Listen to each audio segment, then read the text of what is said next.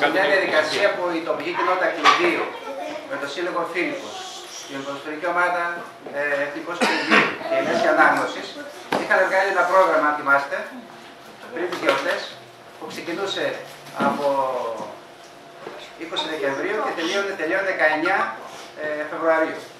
Η σημερινή εκδήλωση είναι η τρίτη. Η μία βέβαια αναβλήθηκε γιατί είχαμε ένα δυσάρεστο γεγονός και δεν είχαμε διάθεση τη δουλειά μου.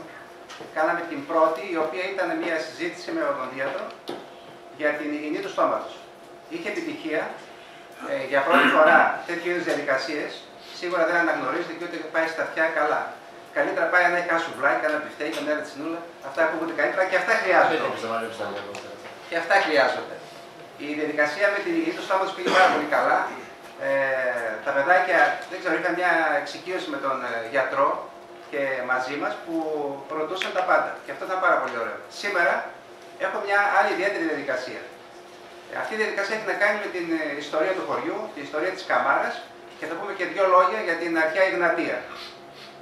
Συνεχίζουμε στην επόμενη εβδομάδα, την Τετάρτη δηλαδή, έχουμε μια συζήτηση με δύο κανονικούς γιατρούς, τον κύριο Μπουσκέλη και τη Βάνα Δημητριάδο Μπουσκέλη. Εκεί θα αναφερθούν περισσότερο για τους μεγάλους, για τον προστάτη υγείας κτλ. Και το δεύτερο που θα κάνει η κυρία Βάνα Δημητριάδο είναι για την οριλά.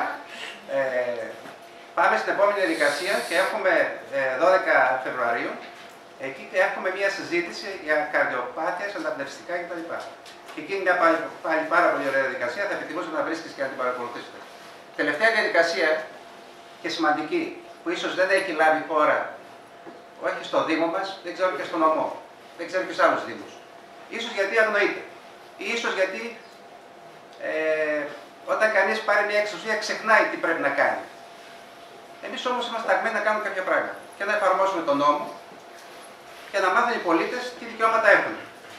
Έτσι, 19 Φεβρουαρίου πάμε σε μια ανοιχτή διαδικασία που λέγεται με βάση τον νόμο, στο άρθρο 85, στο νόμο 85-30 νομίζω είναι, το άρθρο είμαι σίγουρος για τον νόμο που ξεφεύγει, λέει ότι ο Δήμος, η τοπική κοινότητα είναι υποχρεωμένη να κάνει μία φορά κατ' έτος, έτσι λέει ο νόμος, ανοιχτή διαδικασία λαϊκή συνέλευση, όπου εκεί θα πάρουν το λόγο οι πολίτες να πούνε τι είναι αυτό που επιθυμούν να γίνει στην περιοχή τους.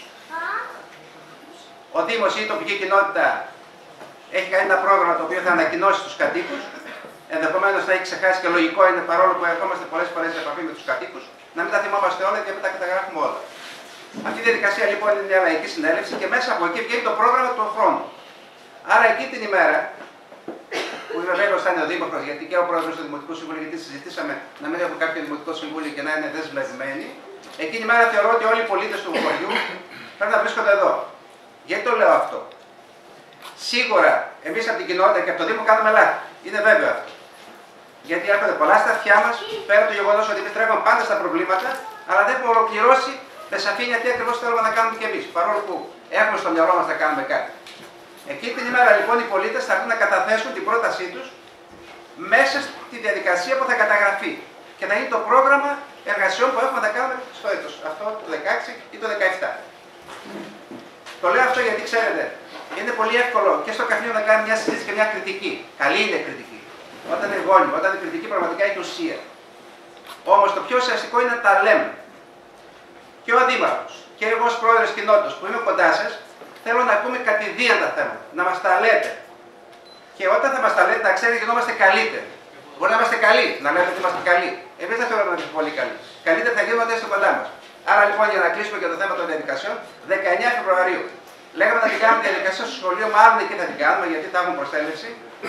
Εκεί έχουμε πει. Είπαμε να την κάνουμε σε ένα άλλο χώρο του ΕΒΑ, αλλά είναι μικρός ο χώρος και είναι μια πάρα πολύ καλή αίθουσα. Θα την κάνουμε στο σχολείο. Και γιατί αυτό? Ένα μειονέκτημα στο χωριό μας. Μεγάλο. Είμαστε ένα χωριό κλειδί, κόμπος. Δυστυχώς μέχρι σήμερα οι δημοτικές αρχές δεν καταφέραν να αναγνωρίσουν αυτό που είναι το κλειδί. Θα το πούμε και στην διαδικασία της Εγνατίας Οδού. Δεν έχουμε ένα χώρο να κάνουμε μια συνέλευση. Δεν έχουμε χώρο να συζητήσουμε. Και τρέχουμε δεξιά και αριστερά. Πήρα μια πρωτοβουλία και με την συγκατάθεση και την στήριξη του Δημάρχου και όλου του Δημοτικού Συμβουλίου να αξιοποιήσουμε το χώρο, ένα χώρο που το λέγεται όλοι φάντασμα. Πραγματικά ήταν ένας χώρος επικίνδυνος, ένας χώρος που και τελευταία μέρα που αντλήσαμε τα νερά από την πλάστικα, βγάλαμε 100 κυβικά νερά, και ένας χώρος που καθημερινά είχε φθορά της καταστροφής. Εκεί λοιπόν θα στεγαστεί η βιβλιοθήκη, θα στεγαστεί και ο σύλλογος και η ομάδα του Εθνικού Κλειδίου και θα γίνει και το λαγογραφικό μουσείο. Εμείς μένουμε στη βιβλιοθήκη και λαγογραφικό μουσείο. Είναι πάρα πολύ σημαντικό αυτό που λέμε. Το ότι θα αξιοποιήσουμε ένα χώρο ακόμα για να είναι αίθουσα και να γίνονται διάφορες εκδηλώσεις εκεί, είναι και αυτό επίσης σημαντικό. Έχετε στο μυαλό σας αυτά τα πράγματα. Ξεκινήσαμε λοιπόν εκεί. Με πολύ κόπο, με πολύ στεναχώρια, με ανταλλαγή διάφορων εκφράσεων και καλό είναι αυτό να γίνεται, αρκεί να παίρνει διαστάσεις εχθρότητας. Όταν παίρνει διαστάσεις δημιουργίας είναι καλό. Έτσι λοιπόν κλείνουμε, γιατί πραγματικά μέχρι σήμερα με καμιά δημοτική αρχή, τουλάχιστον το ξέρετε όλοι, δεν έκανε κάτι. Πήραμε μια πρωτοβουλία να κάνουμε αυτό το χώρο. Πιστεύω, γιατί θα έχουμε και προτάσεις, έχουμε χώρους, ενδεχομένως στο 17 να κάνουμε πρόταση στο Δήμαρχο, στο Δημοτικό Συμβούλιο, τι ακριβώς θέλουμε να κάνουμε πέραν αυτού, αφού και η Λαϊκή Συνέλευση θα το συζητήσει. Αυτά έτσι λίγο για να έχουμε μια εικόνα πώς λειτουργεί η τοπική κοινότητα. Και η τοπική κοινότητα ξέρετε τι είναι. Δεν είναι ένα κτίριο, ούτε είναι ο πρόεδρος. Η κοινότητα είναι η κοινωνία. Άρα η κοινότητα παρτίζεται την κοινωνία. Ο πρόεδρος τι κάνει, δεν αποφασίζει. Συντονίζει τα θέματα που φέρνει κάτι. Είναι συντονιστής. Και η κοινότητα πρέπει να είναι ανοιχτή. Και ο πρόεδρος πρέπει να τους ακούει. Και ο Δήμαρχος επίσης τον πρόεδρο. Έχουμε μια καλή συνεργασία. Πιστεύω να εξαντλήσουμε την πενταετία πολύ καλά, γιατί τα προγράμματα μας τρέχουν και έχουμε όλα να πάνε καλά. Λοιπόν, ξεκινάμε λίγο τη διαδικασία. Εγώ θα σας πω δύο λόγια για την αρχαία Εγνατία.